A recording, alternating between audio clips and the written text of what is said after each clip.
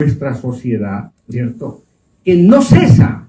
Ha terminado el golpe del 2019, han destruido el país el 2020, pero ese racismo continúa latente, está todos los días desplegándose de una manera impresionante en nuestra sociedad mediante nuevas formas de escarmiento.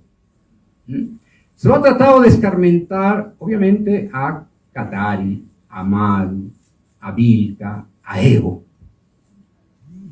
La gran,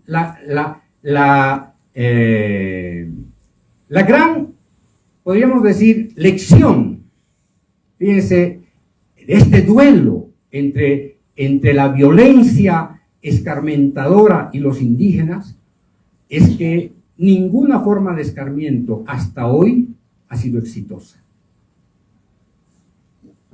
Los pueblos indígenas han superado, se han sobrepuesto a todas las formas de escarmiento, a todas, a las simbólicas, a las culturales, a las físicas, a los despojos.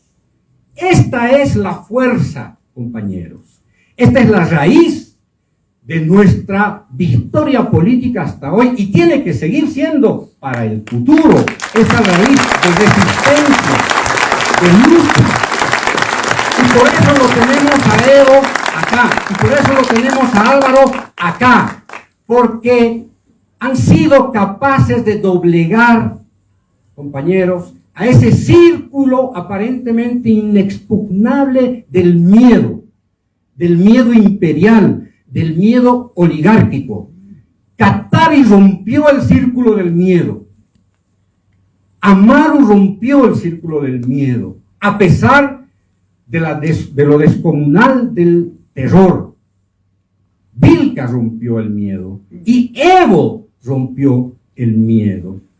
Rompieron el miedo, compañeros. Y una manera de enfrentar las variaciones del escarmiento es esta lección de quebrar el miedo. Evo no tuvo miedo a la hora de nacionalizar los recursos naturales. Y hoy día tenemos estabilidad económica. Construyó un proyecto político que se mantiene, como decía Pablo, invulnerable y se va a seguir manteniendo, compañeros, si adquirimos conciencia crítica.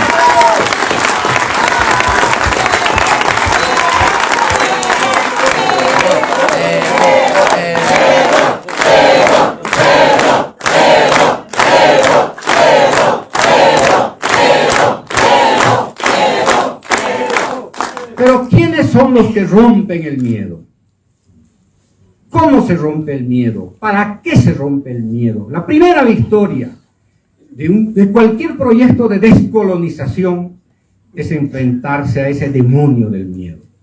Y empezamos a enfrentarnos a ese demonio del miedo. Y Evo es eso. Evo es esa capacidad de generar grietas frente a ese poder constituido que ha utilizado el escarmiento como razón de Estado. Este es un libro que está orientado a ese tipo de lectura. Es un ensayo de análisis histórico respecto a las formas de escarmiento en los últimos 3 o 4 siglos. El escarmiento tiene sus características. Voy terminando. Las características del escarmiento, compañeros, que eso lo van a encontrar en el libro. Las características que acompañan al escarmiento fundamentalmente son una carga abrumadora, demencial de violencia. Es que tienen que leer la sentencia, tienen que leer las sentencias contra Tupac Amaru, contra Tupac Katari, contra Bartolina, contra Gregoria Pasa. Tienen que leer, compañeros, para entender la profundidad del racismo, de la violencia y de esta ira contenida para tratar de hacer desaparecer a los indígenas. Esa es una característica, la carga de violencia, de ira, casi demencial. Segundo, lo que caracteriza al escarmiento es la legitimidad de esa práctica de violencia. Es una legitimidad que está inscrita en Dios, en la Biblia, en los fundamentos de la religiosidad. Está vinculada a la guerra. No hay divorcio entre Dios y la guerra. No. Es una dualidad contra los indígenas. El tercero, el escarmiento, compañeros, no es solamente una guerra física para desaparecer a los indígenas, para exterminarlos. El escarmiento también, como decía Loretta, conlleva una guerra cultural.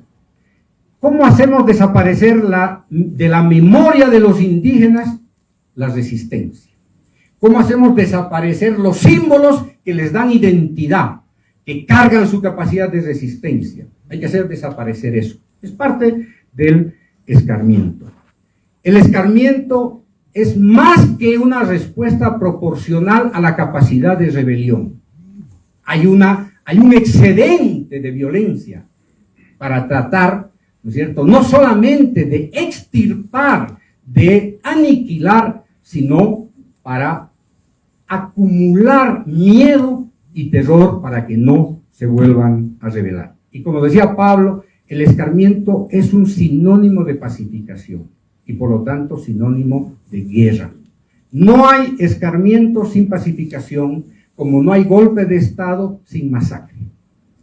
Al escarmiento le sucede la pacificación, pero la pacificación es un eufemismo, es una trampa que le sirve al poder constituido para darse una tregua y volver a la contraofensiva para tratar de terminar de destruir al otro. Pero además la pacificación se encubre criminalizando al otro. Vamos a pacificar a estos salvajes, a estos violentos, a estos criminales que se matan entre ellos. Hoy día el escarmiento tiene un gran aliado, un aliado poderosísimo, que hoy día funciona. Antes funcionaban los pregoneros coloniales, hoy día funcionan los medios de comunicación. Y hoy día estamos enfrentando esta mutación en cuanto a la legitimidad para destruir al otro. ¿Cómo lo destruimos al Evo? Ahora y en los próximos años. Lapidación mediática, compañeros. Se trata de eso, lapidación mediática. Todos los días caricaturas, artículos, mentiras, difamación, tergiversación, matar al indio. Matarlo a Evo es matarnos a nosotros, es asesinarnos a nosotros, es asesinar la verdad todos los días. Hay una mutación de lo que se caracterizó en su tiempo del cártel de la mentira. Hoy día están mutando al gangsterismo mediático y se han convertido en los medios se han convertido en unas verdaderas cloacas políticas, compañeros y compañeras, que todos los días destilan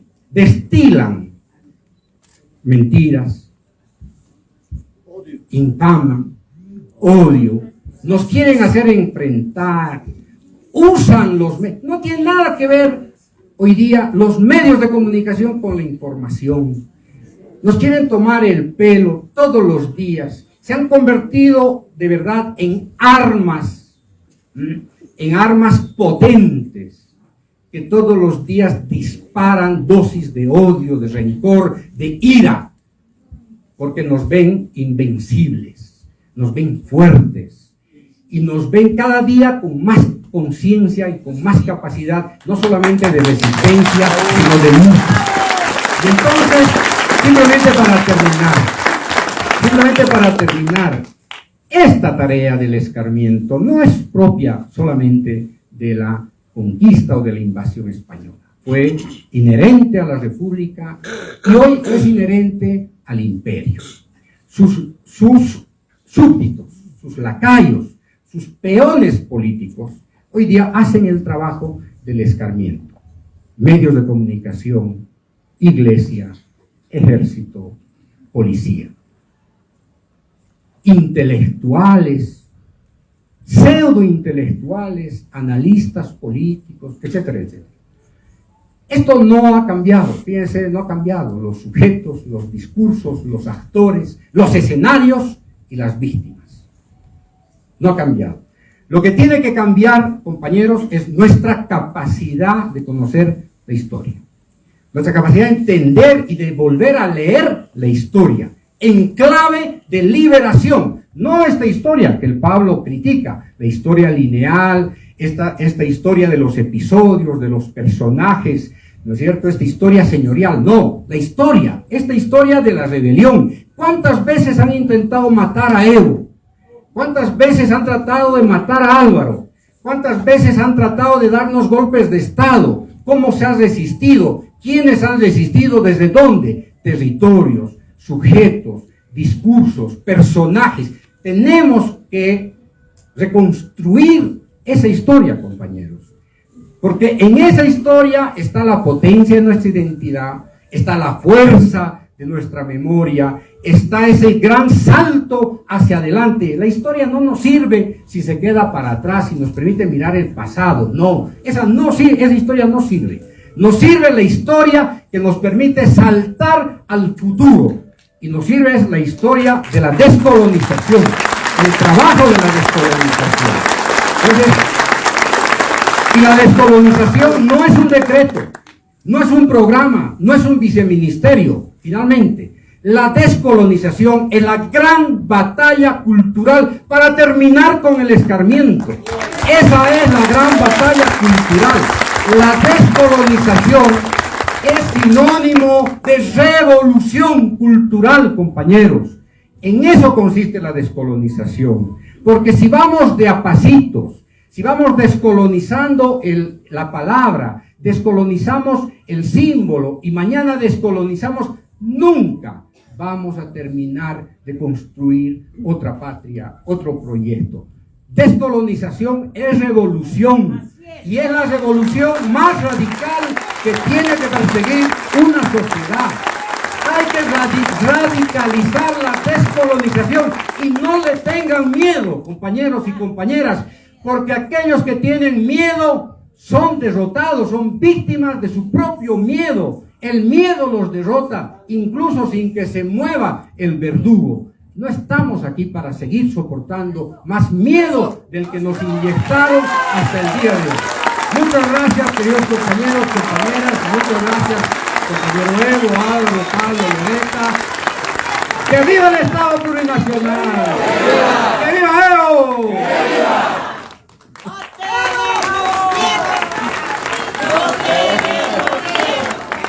Muchísimas gracias.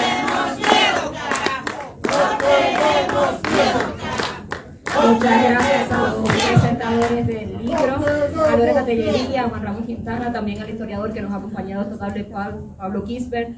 Y nos gustaría dar la palabra ahora a quien es el ex viceministro de Bolivia.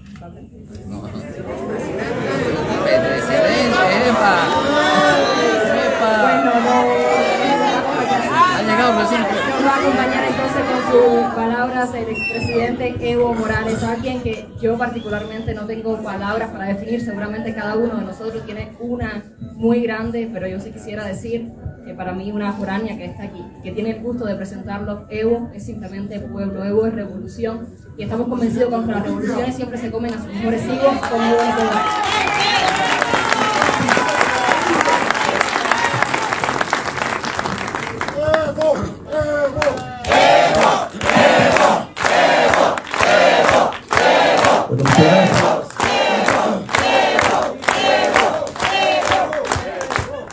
Bueno, muchas gracias, hermanos y hermanos.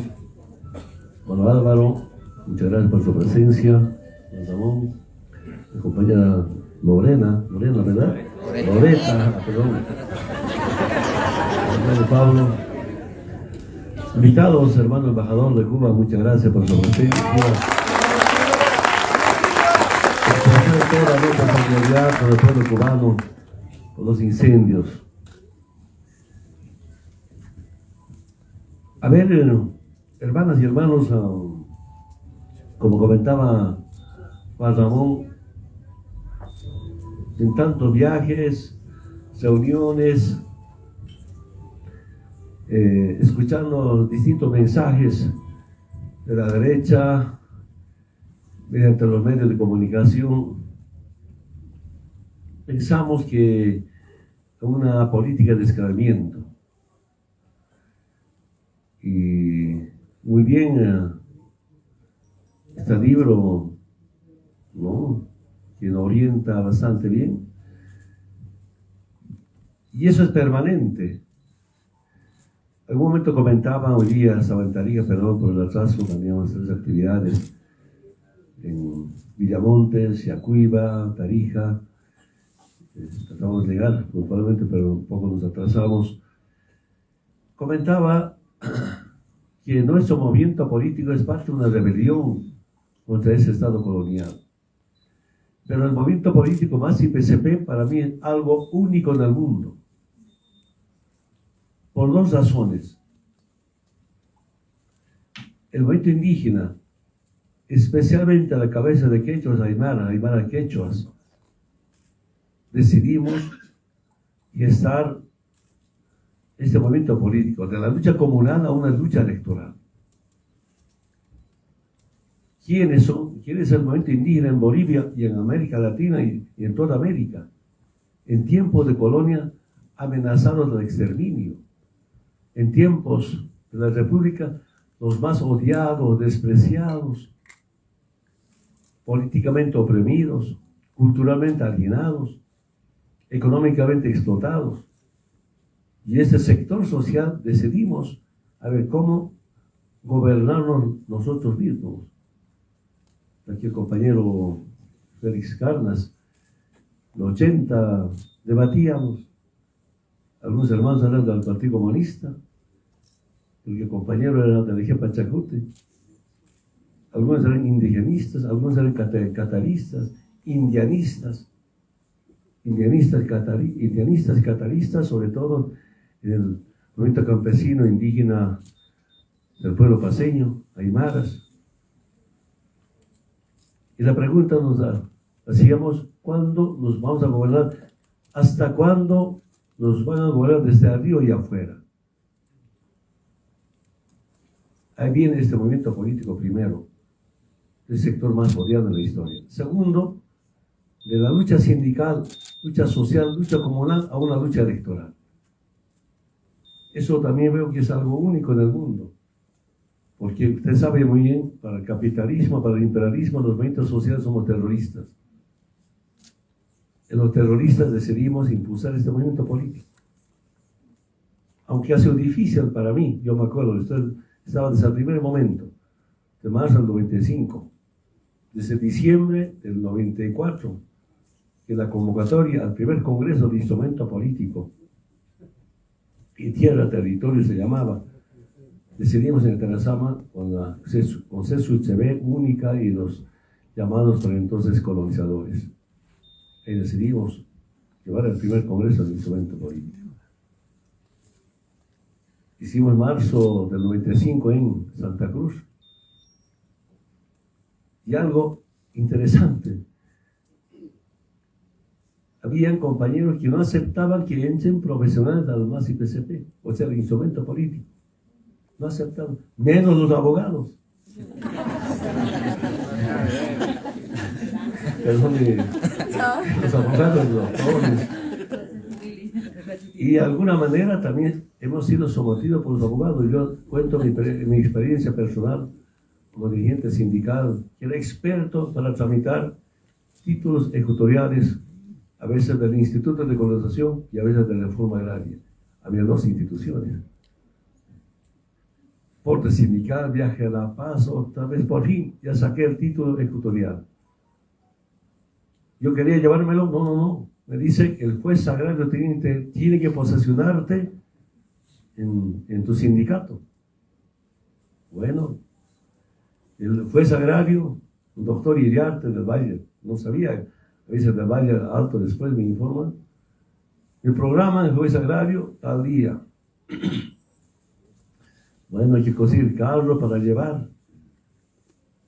Del sindicato, donde saqué títulos electorales, no había camino carretero, era solamente hasta el río Chipiriri.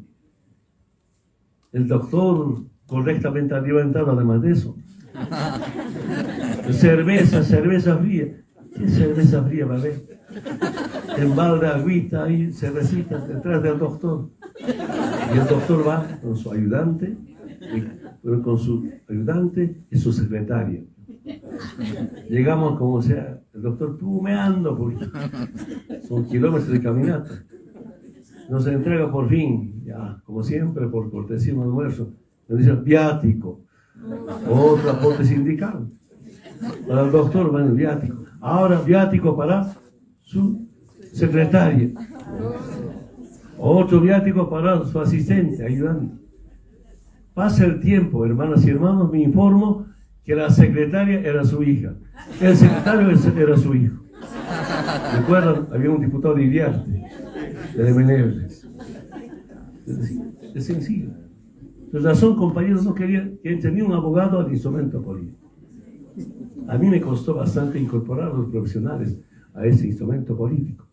Yo les decía, compañeros, nosotros somos expertos para redactar votos resolutivos, redactar pliegos de reivindicación, eso sabemos, pero no sabemos cómo se redacta decretos supremos, las leyes, cómo se hace la constitución, no sabemos. Necesitamos profesionales, necesitamos abogados. Y me acuerdo siempre, repito otra vez, hablé bastante de este tema. En Santa Cruz, era 99, elección municipal. Bueno, aceptan dos abogados, doctor Mujica y doctor Hugo Salvatierra, Edil Mujica. Bueno, aceptamos, pero el doctor Salvatierra cambia su apellido. ¿Cómo puede cambiar? ¿Qué quiere? ¿Cómo puede cambiar? ¿A quién? ¿A quién puede cambiar? Me dice, en vez de que sea Salvatierra, que se llame Salva Territorio. Debate que teníamos.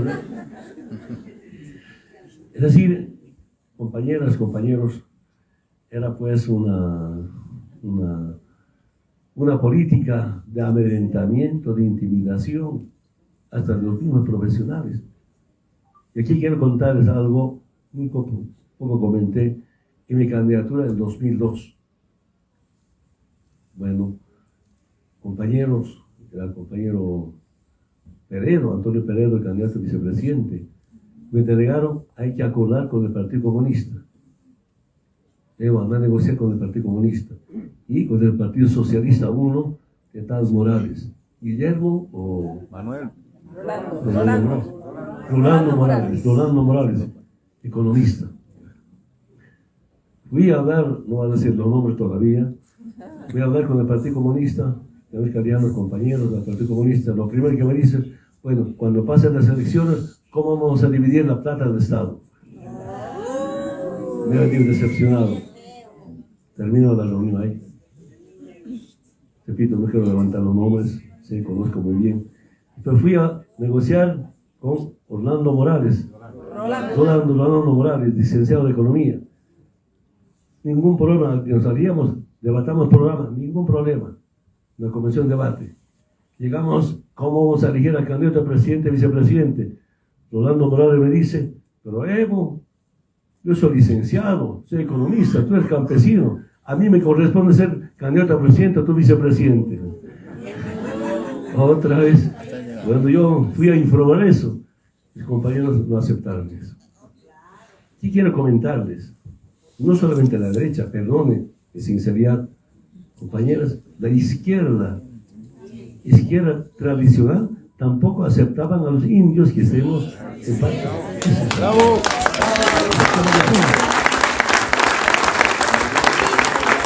Yo estaba en un congreso, seguramente recuerda Félix Cárdenas, quiero decir algunos del PC con el POR enfrentados en el Congreso de la Central Boliviana. A nosotros, los revolucionarios, los indios, a nosotros nos van a llevar al hombro al poder. Eso era, ¿no? Bueno, compañeras, compañeros, avanzamos, pero enfrentando toda clase de escarmiento. Poquito comentarles, caso Tupac Amaru, caso Apebeque Tumpa, en tiempos de república. Los hermanos catares del norte de Potosí, es impresionante sus luchas. Entonces, pero yo llegué al trópico de Cochabamba para sobrevivir. Seguramente algunas hermanas y algunos hermanos han vivido en altiplano. En altiplano, cuando no hay, o cuando no hay lluvia, sequía o helada, no hay comida todo el año. Eso nos obliga a abandonar el altiplano. Muy pocas. Álvaro debe recordar cuando creamos el programa Mi Agua, que va agua potable para el ser humano, los compañeros alcaldes presentaron agua para el riego o agua para la llama, para la oveja. No podía entender, compañeros, agua potable es para el ser humano. Y cuando revisamos, ¿no?, los programas, los proyectos que presentaron los alcaldes para el programa Mi Agua, decían, no, primero es agua para su ganado. Si no hay su ganado, no hay comida. Por eso hemos creado ya programa Mi Agua y Me Riego, dos programas. Y hay familias que realmente viven de su ganado. Y si no hay ganado, no hay comida. Entonces, en esa lucha, yo me fui al oriente a sobrevivir con mi padre, con mi papá sobre todo, mi mamá abandonado en Orinoca. Yo no llegué al trópico de Cochabamba para ser dirigente, menos para ser presidente. Poco a poco empecé a entender problemas que me hizo despertar en el trópico. En la dictadura de García Mesa, a un hermano del sindicato Senda Valle de la Central Chipiriri le quemaron vivo. Echaron gasolina, le quemaron vivo. Hasta ese momento, yo estaría mis 20 años, 21 años, para mí, porque yo no vengo de escuelas del Partido Comunista, Partido Socialista, no conozco eso, nada, para nada. Hasta ese momento, para mí, sea presidente, venga de donde venga, para mí era el padre de todos los bolivianos. Y pensaba, ¿cómo el papá nos va a hacer quemar vivo? Eso me preguntaba solito. Porque lo llamaban narcóticos, no había un MOPAR, no había esa fuerza especial de lucha contra el narcotráfico, la unidad móvil de patrullaje rural, no había todavía. Y ahí el sindicato organiza reuniones, concentraciones, organiza la federación, no conocía la federación. Y empezamos a entender, y esto es muy importante para mí, que la defensa de la hoja de coca ya no solamente era por una cuestión económica. Entendemos que era cultural y fundamentalmente político. Después la base militar, peor aún todavía. Entonces, después de entender que ese es netamente político, ya pues pasa al 80 me nombran como dirigente sindical, 88. No quería ser dirigente sindical. Repito, yo entraba a sobrevivir, estaba mejorando mi economía. Y bueno, no quería. Como obligado me hicieron aceptar a los 88 como dirigente, como ejecutivo de la Federación del Trópico de Cochabamba. Y después, te dije abandonar el Chaco, ¿no? Tantos procesos. ¿Sabes? Te lindo recuerdo. ¿Quién me procesó primera vez? El hermano de nuestro ministro de Educación, Roberto Aguilar Gómez. Había un Aníbal Aguilar Gómez, subsecretario de Víctor Paz Extensoro. Como tanto nos acusaban narcotráfico, este subsecretario se había comprado terreno en Chapare. En su terreno apareció Pozas de Mazarrón. Yo lo denuncié públicamente, no estoy mintiendo. De eso empezó a procesar. ¿Qué culpa tengo de haber denunciado esa Pozas de Mazarrón en Chaco, en terreno del subsecretario de Víctor Paz Extensor? Mucho más antes me han procesado. Yo no entendía cómo hay que defenderse del proceso. Tengo un recuerdo. Una vez me llevaron a defenderme, ¿no? Yo digo, doctor, el doctor era antes de ser dirigente de la Federación del Trópico. Mi abogado era compañero, hace mucho viceministro de Cochabamba, Pardo. Renato Pardo. Me citaron a la fiscalía, doctor, ¿qué hago? Me pregunta, ¿qué has hecho? No, así informo, no es nada eso. Vas a decir, me retracto. ¿Qué será mi retracto? No entendí mi retracto. Estaba hablando del 82, 83, mi primer proceso por defender la dignidad del sindicato San Francisco. Cuando estamos caminando con el doctor, me he olvidado del retracto, doctor, me olvidé, ¿qué tengo que decir? Me retracto. Gerente tuyo anotarme, me retracto el paparito. El doctor me dice, bueno, Evo Morales, ¿no? Me pregunta, me retracto. Otra me pregunta, me retracto. La tercera pregunta, me retracto. Ya, fuera, andate. Este es el proceso. De ese proceso al proceso por la expulsión del Congreso, ¿no? Ministro de Tuto Quiroga, Leopoldo Fernández, que era de gobierno, y Chaca Rivero, luchazo con Maico. Me dicen que por instrucción de la Embajada de Estados Unidos hemos expulsado del Congreso.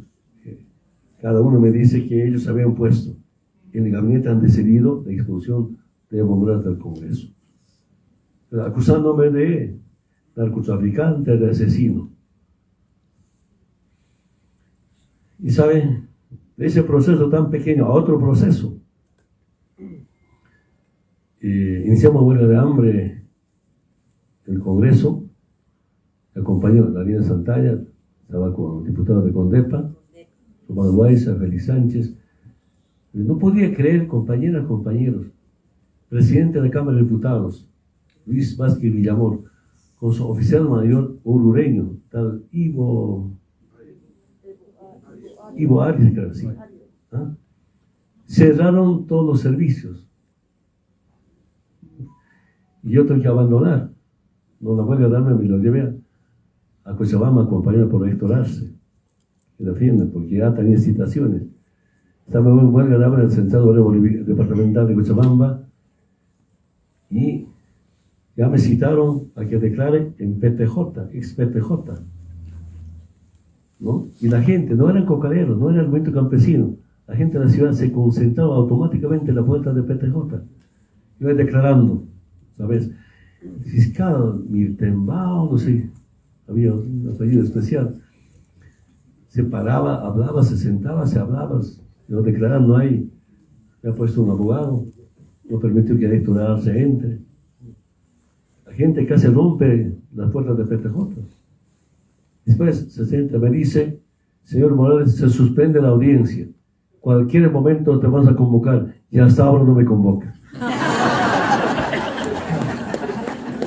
Terminó el proceso. Entonces, procesos hemos enfrentado, ni se imagina. La semana pasada escuché decir unos opositores, ¿no?, que hay falsa nacionalización, que vamos a procesar. Estoy esperando su proceso por la nacionalización. Pero tampoco llega hasta ahora la demanda. Entonces,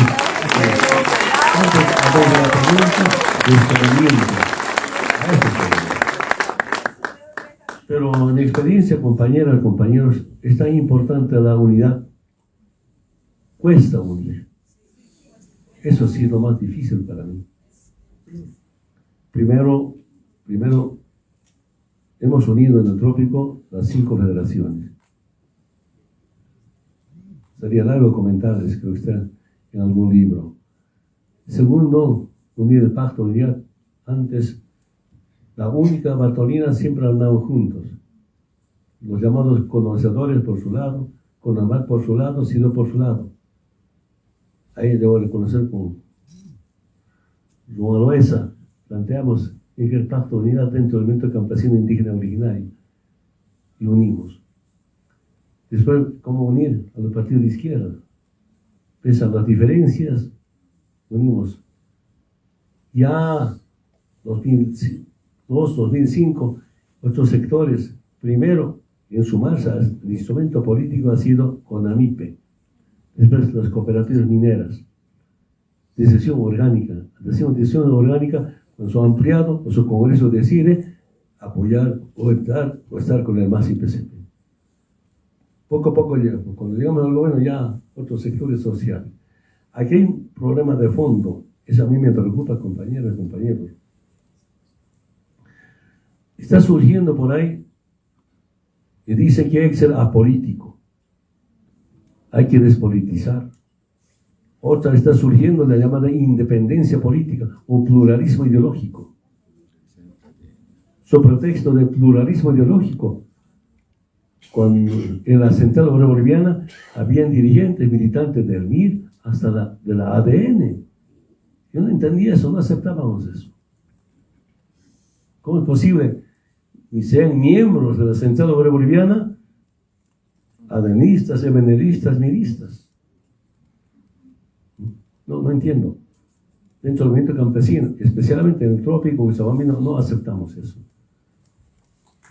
Segundo, compañeros, este tema de apolíticos para mí es la doctrina del imperio. Que los pobres no puedan hacer política. Los ricos hagan política. El imperio que haga política, nosotros no. Yo otra vez me acuerdo de mi vivencia.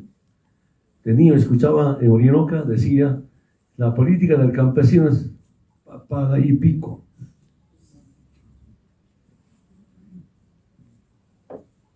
Va pasando el tiempo, dice la política, digo, el Chapare,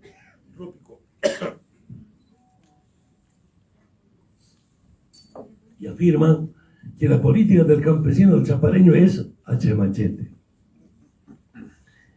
Me acuerdo siempre cuando algún dirigente plantea transformaciones profundas o estructurales, usted está haciendo política.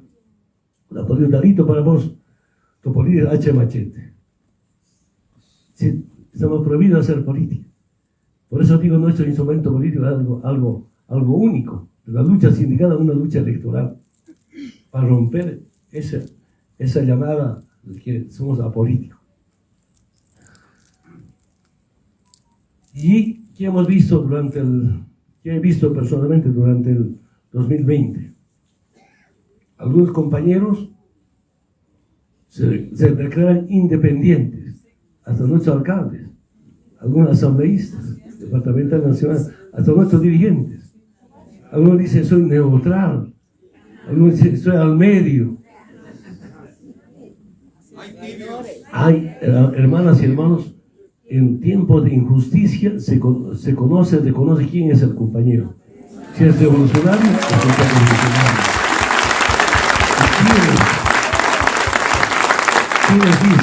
¿Quiénes afirman que estoy al medio, soy independiente? Siempre está con el lado opresor a la gente humilde. En la vida, eso hemos visto. Compañeros, superando los problemas, ¿cómo garantizamos esta liberación? Pero también algo quiero comentarles. De tanto hablar estamos desordenados, perdón. A ver, a 500 años, no sé si Félix recuerda, el 91, algunos dirigentes indígenas, a la cabeza de Rigoberta Menchú, preparamos 500 años de resistencia indígena popular.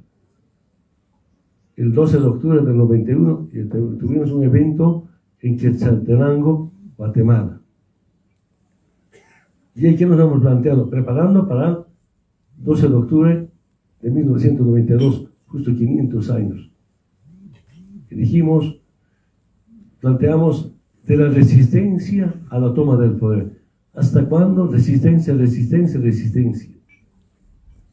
Y el 92 el evento internacional era en Nicaragua, Managua. Yo no fui porque teníamos acá actividades el 12 de octubre. Yo diría, compañeros, esa propuesta que lanzamos en el 91-92 de la resistencia a la toma del poder como movimiento indígena en Bolivia cumplimos.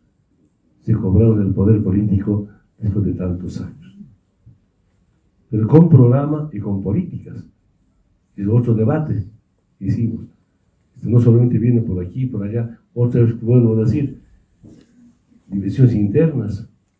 Dentro del movimiento campesino, una vez nos ganó los trigos limpios con la plata, con las ONGs, ¿se acuerdan, Félix? Paulino Barache. A veces las ONGs decidían quién iba a ser ejecutivo de la Confederación Sindical Única. Hay que romper esa forma de manejo al movimiento campesino indígena originario. La mal llamada descubrimiento de América, la mal llamada llegó la civilización.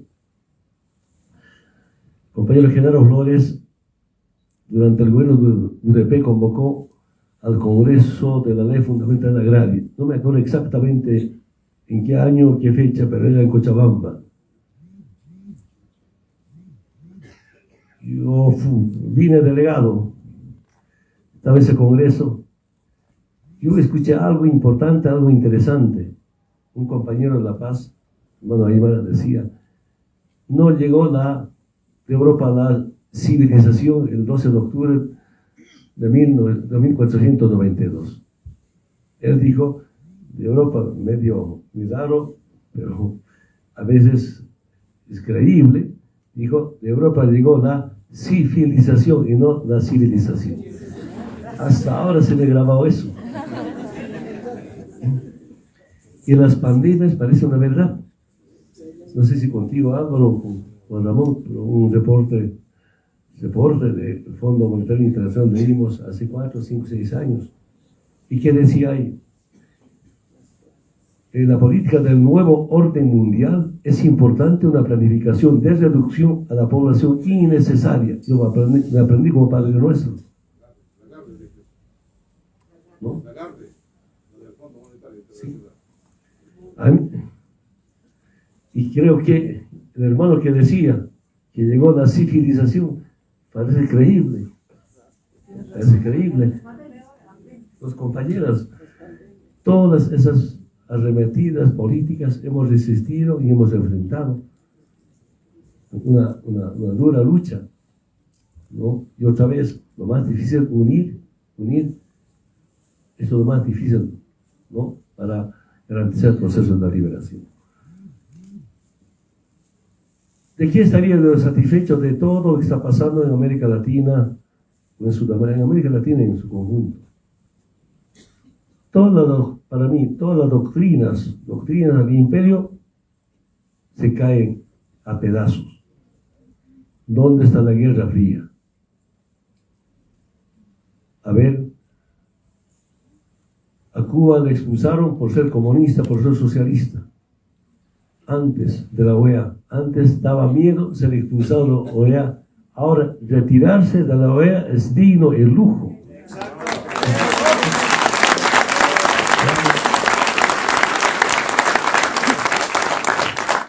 Porque, hermanas y hermanos, tantos presidentes de tendencia socialista y siguen avanzando y van a seguir avanzando esto. ¿Te acuerdas? No sé si estabas cuando fuimos a la primera cumbre después de ganar las elecciones. Yo me presenté, porque estaba ahumado ahí en la cumbre de América. Yo me presenté, soy socialista y soy comunista, expúlseme de la OEA, y hasta ahora no nos expulsan. Claro. No podemos callarnos frente al imperio. Estaba Obama presente en esa reunión, esa cumbre. Y primero, ¿qué Guerra Fría? Y segundo, a ver, la lucha contra el terrorismo. Y los movimientos sociales somos terroristas. Y ahora, ¿cuántos dirigentes sindicales son presidentes? A mí me llamó un periodista conocido de Estados Unidos cuando ganó Pedro Castillo en Perú. Pedro Castillo, rondero campesino, dirigente del magisterio. Le preguntó, ¿qué piensa de Pedro Castillo electo? Yo solo dije, un terrorista más presidente, punto. Acusado de terroristas, presidentes. Pero además de eso, hermanas y hermanos, para la refundación o para la fundación de las repúblicas hace 200 años, ¿no? Ser guerrillero era lujo, pues. A mí de niño me hacía gritar. No entendía qué era gloria, qué eran guerrilleros, qué era independencia, no entendía de niño. Y mi profesor me hacía gritar, gloria a los guerrilleros de independencia. 5 de la noche, la velada, 6 de agosto, un capo para gritar, gloria a los guerrilleros de independencia, gloria a mis compañeros. Sin entender, de niño. Bueno, gracias a los guerrilleros de independencia se fundaron las repúblicas. Después de 200 años, otra vez aparecen guerrilleros. Daniel Ortega, Nicaragua, de Uruguay, Pepe Mujica, expresidente, Dilma Cuenta, último guerrillero presidente, Gustavo Petro. Entonces, los guerrilleros eran presidentes.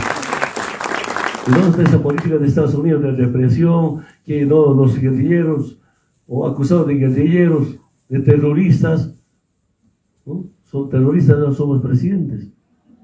Por eso digo, compañeras, compañeros, el imperio está en decadencia. Ya perdió hegemonía en América Latina, Estados Unidos. ¿Qué mando tiene? A mí me gusta bastante.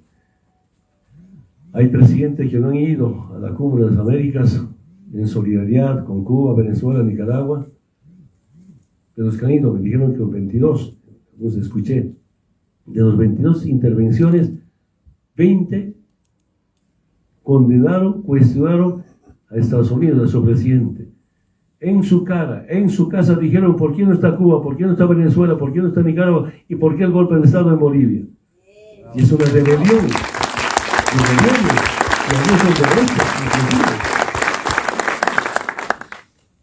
Y ahora pienso que tampoco Estados Unidos es potencia económica. Provocó, usando la OTAN, a Rusia, y ahora tiene problemas económicos. No sé si creo que está llegando a 10% de inflación, la economía de Estados Unidos.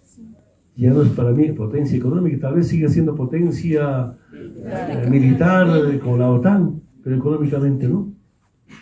Nos estamos comentando con el compañero Juan Ramón Quintana.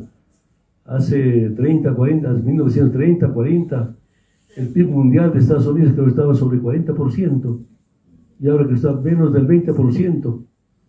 China, ¿cuánto estaba? 8%, ahora creo que está más del 30%. Entonces ese imperio se caerá. Ojalá no venga otro imperio. Yo creo que esa es la responsabilidad que tenemos, que no hay más imperios en el mundo. Y esa es una lucha de carácter mundial. Compañeras, compañeros, yo siento que este aporte de Juan Ramón, la compañera Loreta, va a ser tan importante. Ojalá sea como una forma de refrescar la memoria. Yo comparto con Juan Ramón cuando dice, aquí no se trata de decir, compañero Álvaro va a ser socialista. No. Si no repasamos nuestra historia, si no refrescamos la memoria, si no sabemos qué pasó tiempo de colonia y república, compañeros, vamos a seguir sometidos al imperio y al capitalismo. La derecha no es nada, eso obedece a un mandato externo. Pero si sabemos nuestra historia, qué pasó antes, y en corto tiempo demostramos que otra Bolivia es posible, ese es nuestro delito. Sin base militar, nacionalizando los recursos naturales, algo histórico. Y ahí comparto perfectamente, Juan Ramón, tanto Álvaro sabe, quiero comentarles, tampoco van a decir nombres, tampoco el segundo libro estamos revisando, lo estoy diciendo, para el 1 de mayo del 2006, habían ministros que no querían nacionalizar los hidrocarburos. En mi experiencia, los jóvenes sobre todo, una cosa es para ser autoridad necesitas energía, fuerza, pero otra cosa es tener valentía. Si hubieras escuchado de ese ministro que no quería nacionalizar, no hubiéramos nacionalizado. ¿Y sabe cómo hemos redactado el decreto supremo para la nacionalización? Ya no con el ministro del hidrocarburos, ya no con su equipo de equipo equipo técnico, jurídico del Ministerio de Hidrocarburos. Aparte, la primera y la última es convocada del 1 de mayo del 2005 a las 4, 2006, perdón, a las 4 de la mañana del gabinete. Informa del gabinete, está el decreto supremo de nacionalización. Hoy día vamos a nacionalizar el firma del decreto que está debatiendo el gabinete. Decisión política.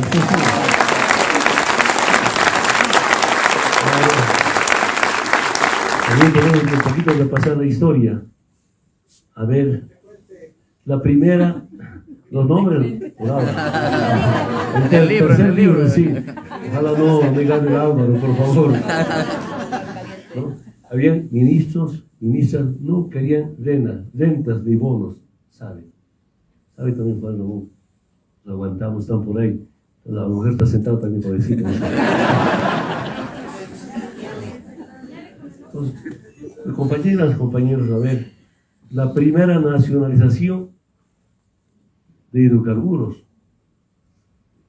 también minerales, después inclusive, en 1937, por el Germán Busch, David Toro, ¿no? El reciente Germán Busch, ministro. De más de 100 años, después de más de 100 años de fundación, primera nacionalización. Si los gobiernos, desde la fundación de la República, hubieran dado mucha importancia a nuestros recursos naturales, yo sigo convencido, Bolivia va a ser potencia mundial económicamente. Una cosa es ser potencia, otra cosa es ser imperio. No queremos ser imperio, pero ser potencia. ¿Por qué no? Tenemos derecho a eso.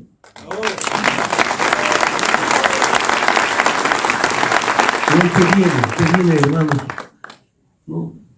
37, 38, 39, otra vez privatiza. 2 años duró esa nacionalización. Otro duró 30 años, 69. Alfredo Bano Candia, presidente, pero ministro Marcelo Quiroga Santa Cruz, ministro de Minas y Petróleo, se llamaba. Entonces, otra vez privatiza. Una larga lucha. Ahora, lo que deben preguntarnos, hermanas y hermanos, ¿de dónde vienen las políticas de nacionalización? No viene del Fondo Monetario Internacional, sino viene de los movimientos sociales. Marchamos por las nacionalizaciones, a veces magisterio, a veces los petroleros, a veces los mineros, el movimiento campesino, indígena, urinero, tantas marchas, a veces desde el trópico, a veces de Cochabamba, últimamente solo de Caracollo. Y aquí algo hay que reconocer, esa es nuestra experiencia desde el movimiento campesino indígena originario. Combinamos 2 cosas, la lucha por una reivindicación social y por cambio estructural. Marcha por más escuelas, colegios, pero también por la nacionalización. Para mí es algo histórico, eso hicimos. Porque repito otra vez, con el poder sindical no podíamos nacionalizar, con el poder sindical no podíamos cerrar la base militar. Era importante el poder político. Ese también ha sido un argumento muy, muy importante para gestar este movimiento político. Sindicalmente, comunalmente no vamos a cerrar la base militar. Entonces hay que ganar las elecciones. Y ganamos las elecciones. ¿Cuál es la responsabilidad que tenemos, compañeras y compañeros? No hablamos con Álvaro, algunos dirigentes. Si bien en 2005 ganamos, nuestro programa está resumido, siempre dice Álvaro, en lo político la refundación, en lo económico la nacionalización, en lo social la redistribución de la riqueza. Hemos cumplido.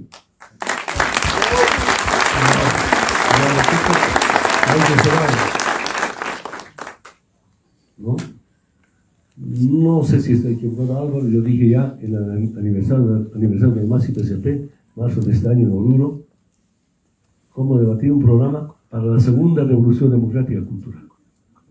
Hay compañeros comprometidos con el país, con la patria, que tenemos que debatir conjuntamente.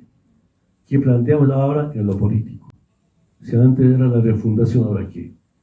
¿Qué proponemos ahora en tema económico? Antes era la nacionalización, ¿ahora qué? ¿Qué hacemos en lo cultural? Escuchen atentamente. Debo reconocer, en lo cultural no avanzamos en nuestra gestión. Para mí lo cultural era poncho, aguayo, eso era nuestra música autóctona. Lo cultural es mucho más profundo. Muy tarde entendí y ahora hay que avanzar en lo cultural. Lo más importante es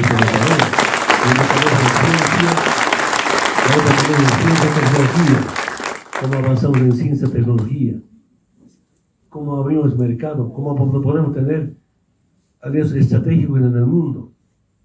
Ya tenemos con China, ya tenemos con Rusia. ¿Cómo podemos tener con India?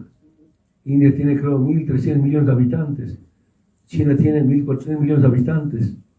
Indonesia 300 millones de habitantes. En los tres países hay 3.000 millones de habitantes. Tener aliados con estos países. Si tenemos alianza, estrategia con estos tres países y otros países más, no nos sirve para Estados Unidos. Nos hemos liberado definitivamente. El gran deseo que tenemos.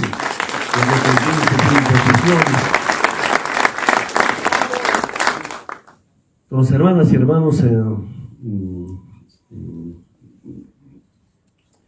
saludo a Juan Ramón Quintana, excelente aporte. Ojalá podamos tener una cultura de lectura, esa es nuestra debilidad. Cómo retomar, ¿no?, estas ferias de libro, ¿no?, exponer, presentar los libros en provincias, en municipios, en las ciudades. En las ciudades hay, pero en el campo no tenemos todavía. Esa es una debilidad. Cómo poder que un libro sea de lectura permanente. Pero hay un tema de fondo. La historia, es decir, libros de historia no es historia de los pueblos. Es una tarea, un tema pendiente que tenemos. ¿Qué libros nos hacen leer? Por ejemplo, nos enseñan los libros, Cristóbal Colón conquistó, América ha conquistado. Juan Ramón, ¿cómo has conquistado a Loreta? Dígame a ver.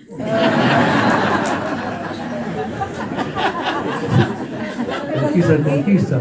Loreta, ¿cómo conquistó a Juan Ramón? A ver. Claro. Nosotros dijimos desde el movimiento indígena, la llegada de Cristóbal Colón no es ninguna conquista, es una invasión europea. En mis términos, resumiendo, una invasión para matarnos y para robar nuestros recursos naturales. Eso pasó el 12 de octubre de 1492. Esa política sigue. Esa dominación, muy bien decía, compañero, no quiero repetir lo que explicaron ya. Usaron la cruz, Dios, leyes y militares. Antes las oligarquías, ¿cómo vivían? Un hijo era cura, otro hijo abogado, otro hijo militar. Ahí todavía en algunas familias escuché. Y ahora, en el golpe, esa historia se repite justamente. Entran con la Biblia. Con la Biblia no pueden dominar, sacan un decreto supremo. Y con el decreto supremo usan las fuerzas más para matar. Se repite la historia ahora. Entonces, ¿cuál es la responsabilidad? ¿Cómo se va a enfrentar esas instituciones del imperio? Ahí, compañera Loreta, como muy decía, ¿no?, salvajes, hordas masistas, que no volverán, comandantes de la policía, convocando a la población a sacar a la gente para enfrentar a las hordas masistas, a los salvajes que vienen. Pero compañeras, compañeros, los salvajes hemos vuelto otra vez al gobierno.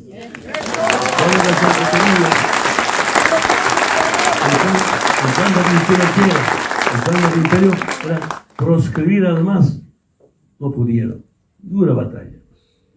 Saben algunos compañeros, ¿no? Dura batalla hicimos desde Argentina, de acá, ¿no?, para que no proscriban además. Cuando hablamos de esta batalla, ¿qué dijeron? El más sin ego. Otra dura batalla.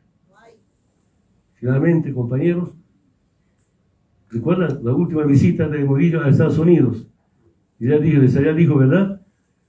Vamos a garantizar las elecciones, vamos a entregar la banda presidencial, la medalla presidencial, pero no va a ser al MAS y PCP. Eso dijo, está ¿no? Está grabado. Realmente, compañeros, gracias a la unidad, gracias a la conciencia, el MAS está en gobierno y Evo está en Bolivia con vida. Nuestra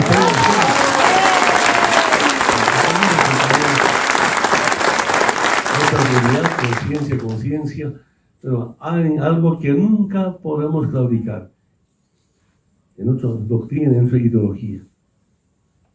A ver, no sé si estoy equivocado, compañero Pablo me puede corregir. Golpe de Estado del 62, Víctor Paz Extensor, 64, noviembre, ¿no? ¿En cuánto se ha dividido el MNR? El MNR histórico, el MNR de izquierda, el MNR vanguardia, el MNR PRA, PRI, 6, 7 partidos. Se intenta en este momento hacer con el MAS y estamos dando una lucha como unir. Hay que purgar a los arribistas. Los compañeros tenemos temas pendientes. Esa es la batalla. Pero ese no es iniciativa de la derecha boliviana. Eso es de Estados Unidos, es del imperio, es el capitalismo para destrozar al MAS y PSP, dividirnos otra vez, que ellos vuelvan a saquear, a robar nuestros recursos naturales. No hay que permitir. Esa es la batalla permanente. Para eso, otra vez, por segunda vez digo, va a ser tan importante el nuevo programa que hagamos. Abierto. Programa sale del pueblo, nuestros profesionales, nuestros intelectuales, nuestros movimientos sociales, y los programas nunca van a venir, ¿no?, del Fondo Monetario o del Banco Mundial. Esa es también nuestra profunda diferencia. ¿Qué quiere el fondo? Un Estado mínimo, un Estado enano, un Estado que no invierte, solamente un Estado que regula. Eso era antes. Un Estado que si no invierte, ¿de dónde va a tener recursos económicos para atender la demanda que tiene el pueblo? Entonces, compañeros, yo sigo convencido, nuestra Bolivia tiene mucha esperanza. Y en corto tiempo demostramos eso. El golpe de Estado, al margen de otros temas podemos dar, pero fundamentalmente para mí el golpe de Estado es a nuestro modelo económico. El modelo económico implementado por el neoliberalismo en base a las privatizaciones, no del resultado. Y nuestro modelo económico, que viene del pueblo, al resultado. De los 13 años cumplidos, 6 años primero en crecimiento económico en Sudamérica. Ustedes saben muy bien, compañeros, cuando llegamos al gobierno, 2005-2006, Bolivia era el último país de Sudamérica, era el penúltimo país de toda América. Gracias a la unidad, a todos y todos comprometidos, como demostramos que Bolivia podía empezar a sobresalir económicamente. Y la base de nuestro modelo económico es la nacionalización. Eso nunca podemos olvidar. Yo te vuelvo a decirles, tuvimos decisiones importantes, momentos de nacionalización. No querían nacionalizar Transredes, ministros, ¿sabes, Álvaro? No querían nacionalizar Entel, algunos ministros. Y otra vez quiero decirles, decisiones políticas y con mucha valentía para bien nuestra querida Bolivia. Muchas gracias.